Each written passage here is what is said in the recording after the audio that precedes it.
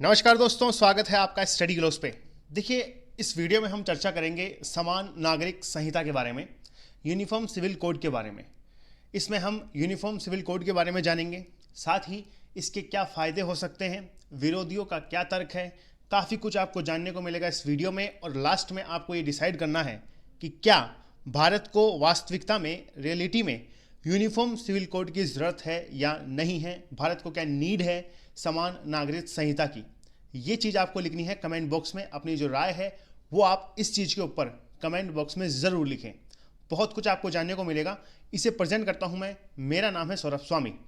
आगे बढ़ने से पहले एक चीज़ आपको ज़रूर जाननी है, स्टडी ग्लोस के मोबाइल एप्लीकेशन के ऊपर यूपीएससी पर्सपेक्टिव से काफ़ी इंपॉर्टेंट कोर्सेज अवेलेबल हैं। आप जो हैं इस कोर्सेज का एक्सेस ले सकते हैं रेफरल कोड का यूज़ करके। नोटिफिकेशन भी आ चुका है, तो काफ़ी इंपॉर्टेंट कोर्सेज आपको देखने को मिलेंगे एनसीईआरटी से रिलेटेड और अलग अलग सेक्शन वाइज। साथ ही स्टडी ग्लोस का मोबाइल एप्लीकेशन ज़रूर डाउनलोड कीजिएगा। और हाँ, यदि आपको ये वीडियो अच्छा लगता है तो इसे लाइक करें, शेयर करें और सब्सक्राइब कीजिए स्टडी ग्लोस को। एक इंपॉर्टेंट क्वेश्चन पूछना चाहूँगा मैं आपको उससे पहले। क्वेश्चन ये है कि भारत के किस स्टेट में ऐसा कौन सा एकमात्र राज्य है भारत का जहाँ पे यूनिफॉर्म सिविल कोड एप्लीकेबल है, और उसी के तर्ज पर कहा जाता है कि भारत में समान नागरिक संहिता का जो इम्प्लीमेंटेशन है वो होना चाहिए। ऑप्शन आपके सामने है, तमिलनाडु, गोवा, त्रिपुरा या फिर आंध्र प्रदेश। इस प्रश्न का जवाब आपको लिखना है कमेंट बॉक्स में, और इसका जो राइट आंसर है वो आपको वीडियो में ज़रूर मिल जाएगा। देखिए, जब कभी भी दो रिलीजन के बीच में कोई वायलेशन होता है, कोई कंट्रोवर्सी होती है, दो समुदाय के बीच में कोई कंट्रोवर्सी होती है, रिलीजन्स काफ़ी ज़्यादा बटे हुए होते हैं, उनमें हमेशा इस चीज़ के बाद में बात चलती है कि भारत में यूनिफॉर्म सिविल कोड होना चाहिए। इम्प्लीमेंटेशन जो है समान नागरिक संहिता का वो भारत में आना चाहिए, जिससे ये जो सामुदायिक स्तर पर जो वॉयलेशन है, जो कंट्रोवर्सीज हैं, वो रोकी जा सके और इन पर और भारत की जुडिशरी को भी और भी ज़्यादा मजबूत किया जा सके। और साथ ही 2019 में जब एनडीए की सरकार आई थी, तब उनके मैनिफेस्टो में बहुत सी चीज़ें लिखी हुई थी, और उनमें एक चीज़ यूनिफॉर्म सिविल कोड भी थी। यहाँ पे आप देख सकते हैं, आर्टिकल बहुत पब्लिश हुए थे उस टाइम पे। Uniform civil code, citizenship act, article 35A, article 370, ये सब चीज़ें तो हो चुकी हैं, आपको पता है। सिटीजनशिप एक्ट भी आ चुका है और आर्टिकल 370 को भी रिमूव कर दिया गया है। कई बार रिपोर्ट्स का ये मानना होता है कि जो प्रेजेंट टाइम पे गवर्नमेंट है उसका नेक्स्ट जो प्लान है वो हो सकता है यूनिफॉर्म सिविल कोड को लेकर हो। हालांकि ये इतना आसान काम नहीं होगा, ये इन सब से भी काफ़ी एक कठिन काम आप मान सकते हैं। देखिए, यूनिफॉर्म सिविल कोड के बारे में थोड़ा सा हम जानते हैं। समान नागरिक संहिता का जो बेसिक जो अर्थ है, जो बेसिक मीन है, वो ये है कि भारत में रहने वाले सभी नागरिकों के लिए एक समान कानून बने, चाहे फिर वो किसी धर्म का हो, चाहे फिर वो किसी जाति का हो, उस सभी के लिए समान जो कानून है वो बनाया जाएगा। और ये जो यूनिफॉर्म सिविल कोड है उसके लागू होने से हर धर्म के लिए एक समान कानून बन जाएगा। इस समय देश में हर धर्म के लोग शादी, तलाक, संपत्ति के बंटवारे, बच्चों को गोद लेना, इन जैसे मामलों में अपने पर्सनल लॉ से ये जो मामले हैं वो सुलझाते हैं। और ये भी आपको ध्यान रखना है कि मुस्लिम, ईसाई और पारसियों के लिए अलग अलग व्यक्तिगत कानून बनाए जा चुके हैं, और जबकि हिंदू, सिख, जैन, बौद्ध, ये सब जो है वो हिंदू नागरिक जो कानून है, हिंदू जो कोड है, उसके आधार पर अपना काम जो है वो करते हैं। तो इस वजह से इनमें डिवाइडेशन हमें ज़्यादा देखने को मिलता है रूल्स का। हमारे कॉन्स्टिट्यूशन के अंदर भी जो आर्टिकल 44 है, अनुच्छेद 44 है, उसमें कहा गया है कि राज्य जो है भारत के पूरे क्षेत्र में एक नागरिकों के लिए, लोगों के लिए एक यूनिफॉर्म सिविल कोड को सुरक्षित करने का प्रयास करेगा। और देखिए, संविधान में ये जो यूनिफॉर्म सिविल कोड है, इसका इम्प्लीमेंटेशन को लेकर जो आर्टिकल 44 है, उसके तहत ये जो राज्य है, राज्य का मतलब है देश, राज्य का मतलब है कंट्री, तो ये जो स्टेट है इसकी एक जिम्मेदारी बताई गई है, लेकिन ये आपको ध्यान रखना है कि आज तक इसे लागू नहीं किया गया है।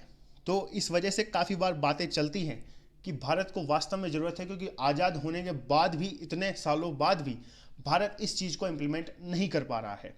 और देखिए, आपको पता होना चाहिए कि आर्टिकल 44 जो है वो डीपीएसपी के अंतर्गत आता है, मतलब directive principle of state and policy, जो आयरलैंड के कॉन्स्टिट्यूशन से लिए गए हैं, जिसमें राज्य के जो नीति निर्देशक तत्व हैं उनके बारे में हमें अनुच्छेद देखने को मिलते हैं, जो किसी भी राज्य, राज्य का मतलब है देश, किसी भी देश के कल्याणकारी जो व्यवस्था है उसके लिए बनाए गए थे।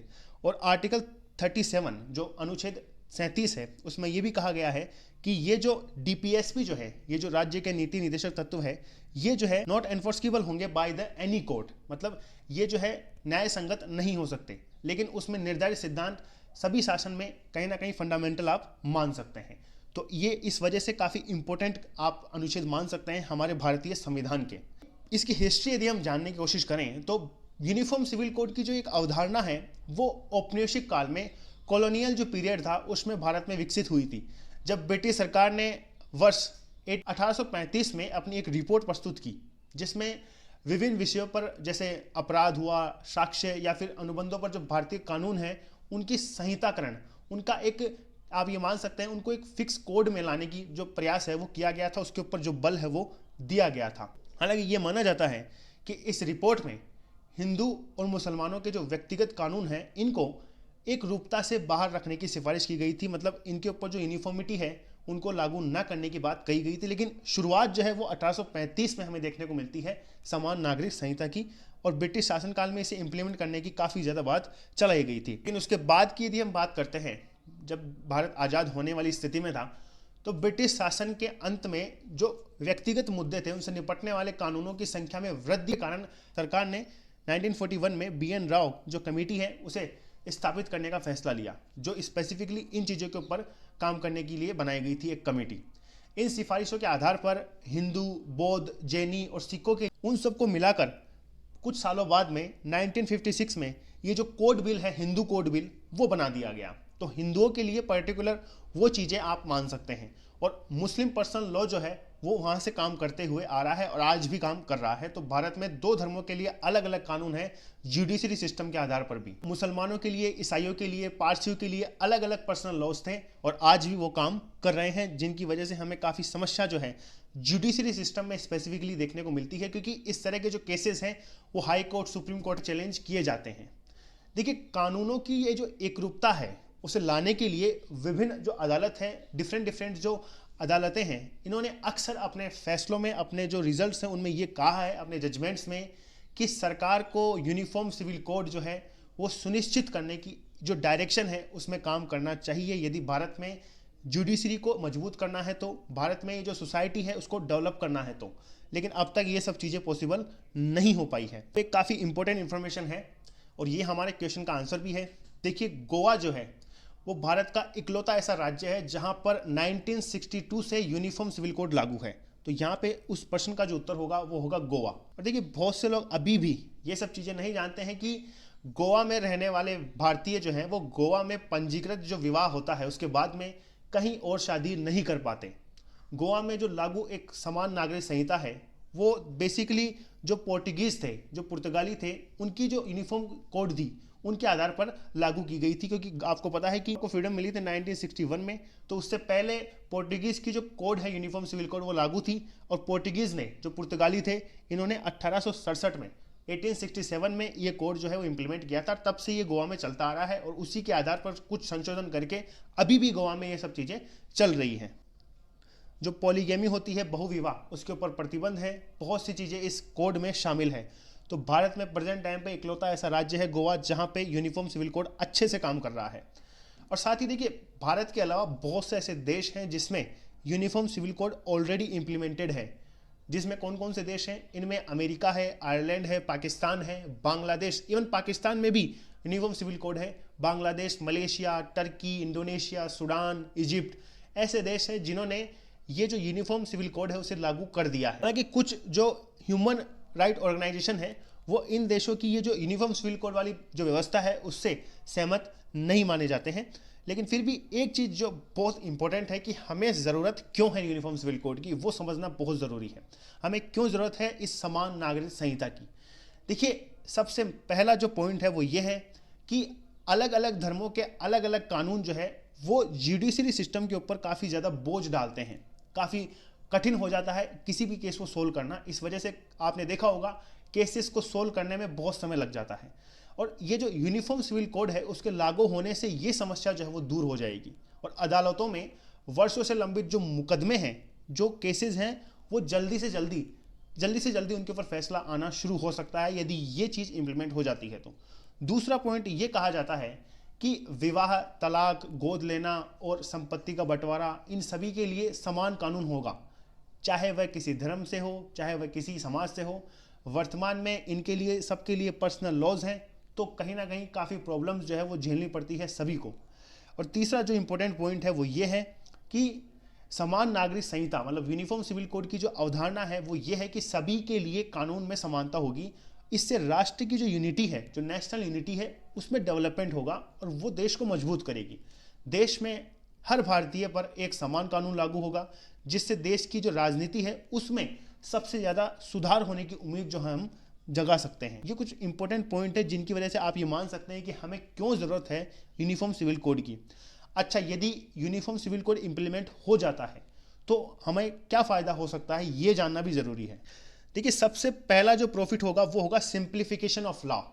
कानूनों का एक सरलीकरण हमारे सामने आएगा, क्योंकि समान संहिता है, समान संहिता में समान नियम है, जिसमें विवाह, उत्तराधिकार का बंटवारा, इन सब जो जटिल मुद्दे जो होते हैं इनके ऊपर एक समान कानून बन जाएगा। और ये आप मान सकते हैं कि किसी भी धर्म से संबंधित केस हो उसे जल्द से जल्दी सोल्व किया जा सकता है। दूसरा सबसे इंपॉर्टेंट जो फायदा होता है वो होता है जेंडर जस्टिस का। देखिए, यदि समान नागरिक संहिता लागू होती है तो सभी जो मौजूदा व्यक्तिगत कानून हैं उनको समाप्त कर दिया जाएगा। स्पेसिफिकली जो पर्सनल लॉज हैं वो समाप्त हो जाएंगे, एक कानून बन जाएगा। जिन व्यक्तियों को पर्सनल लॉज से काफ़ी प्रॉब्लम्स झेलनी पड़ती है उनके लिए ये काफ़ी ज़्यादा फायदेमंद साबित होगा। और आप ये मान के चलिए कि पर्सनल लॉज से बहुत से समाज में प्रॉब्लम्स होती हैं इन सब चीज़ों को लेकर। और तीसरा सबसे फ़ायदा ये है, इससे आप ये मान सकते हैं कि जो सोसाइटी है उसके डेवलपमेंट में फ़ायदा मिलेगा। मतलब जो समाज के कमज़ोर वर्ग हैं उनको एक सिक्योरिटी मिल सकती है, क्योंकि आप ये मान के चलिए यूनिफॉर्म सिविल कोड का जो ऑब्जेक्टिव है, जो उद्देश्य है, वो महिलाओं और धार्मिक जो माइनॉरिटीज़ हैं, जो रिलीजियस माइनॉरिटीज़ हैं, अल्पसंख्यक हैं, उनके सहित जो कमज़ोर वर्ग है उनको एक स्पेसिफिकली जो सोशल सिक्योरिटी है वो प्रदान करना है। और ये जो एकरूपता हमें देखने को मिलेगी देश में, इससे जो नेशनलिज्म की भावना है वो भी काफ़ी ज़्यादा मजबूत होगी। ये सब चीज़ें जो हैं मेंशन की जाती है जब इसके प्रॉफिट बताए जाते हैं तो। और चौथा और सबसे इम्पोर्टेंट जो प्रॉफिट है वो आप ये मान सकते हैं कि धर्मनिरपेक्षता, जो हमारे कॉन्स्टिट्यूशन का एक ऑब्जेक्टिव आप मान सकते हैं, प्रीएम्बल में भी इस चीज़ को मेंशन किया गया है, सेकुलरिज्म को बढ़ावा मिलेगा। इसकी जो थ्योरी है उसके हम और भी ज़्यादा मजबूत कर पाएंगे। भारतीय संविधान की जो प्रीएम्बल है उसमें आपने ये जो धर्मनिरपेक्ष मतलब सेकुलरिज्म शब्द को ज़रूर देखा होगा। और हम जो है कल्पना करते हैं भारत को एक धर्मनिरपेक्ष राज्य बनाने की, और इस वजह से लेकिन हम कहीं ना कहीं इस चीज़ को डेवलप नहीं कर पा रहे हैं, क्योंकि अलग अलग धर्म के लिए अलग अलग लॉज जो हैं वो हमारे देश में हैं। तो ये कुछ फ़ायदे हैं यदि यूनिफॉर्म सिविल कोड इम्प्लीमेंट हो जाता है तो। अच्छा, इसमें विरोधियों का क्या तर्क है वो जानना भी बहुत ज़रूरी है। जो ओपोनेंट्स आर्ग्यूमेंट्स हैं उनको समझते हैं। देखिए, विरोधियों का तर्क ये होता है कि यदि यूनिफॉर्म सिविल कोड लागू हो जाएगा तो हिंदू कानून को सभी धर्मों पर लागू कर दिया जाएगा, जबकि आपको ये मान के चलना है कि हर धर्म में अलग व्यवस्था है, हर धर्म में अलग न्याय है, तो उसके आधार पर संशोधित करके ही यूनिफॉर्म सिविल कोड लागू किया जा सकता है। तो अगर यूनिफॉर्म सिविल कोड लागू होता है तो सरकार के सामने ये सबसे बड़ी चुनौती आप मान सकते हैं। इसके अलावा कुछ का ये कहना है कि भारतीय संविधान का जो आर्टिकल 25 है, अनुच्छेद 25 है, जो किसी भी व्यक्ति को धर्म को मानने और प्रचार करने की एक स्वतंत्रता, जो फ्रीडम है, रक्षा करता है। भारतीय संविधान के अनुच्छेद 14 में जो आर्टिकल 14 है उसमें जो इक्वलिटी है उसके खिलाफ है ये यूनिफॉर्म सिविल कोड। तो दूसरी चुनौती सरकार के सामने ये हो सकती है, इसके ऊपर कैसे डेवलपमेंट किया जा सकता है। और तीसरी जो बात है वो ये है कि एक धर्मनिरपेक्ष देश में, जो सेकुलर कंट्री होती है, उसमें पर्सनल लॉ में कोई हस्तक्षेप नहीं होना चाहिए, ऐसा कहा जाता है। कुछ रिपोर्ट्स का ये मानना है, कुछ रिसर्चर्स का ये मानना है। तो यदि यूनिफॉर्म सिविल कोड लागू हो जाएगा तो ये जो रिलीजियस फ्रीडम है उसका क्या होगा, ये सब सवाल जो है किए जाते हैं। तो रिलीजियस फ्रीडम का ध्यान रखना काफ़ी ज़रूरी है यदि इसको इम्प्लीमेंट करना है तो विरोधियों के कुछ ये तर्क जो है हमारे सामने आते हैं।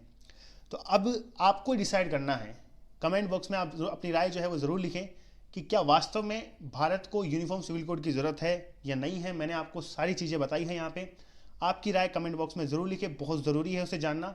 तो खैर, ये था इस वीडियो में। इसी तरह के इंपॉर्टेंट और इन्फॉर्मेटिव वीडियोज़ के साथ हम मिलते रहेंगे। धन्यवाद।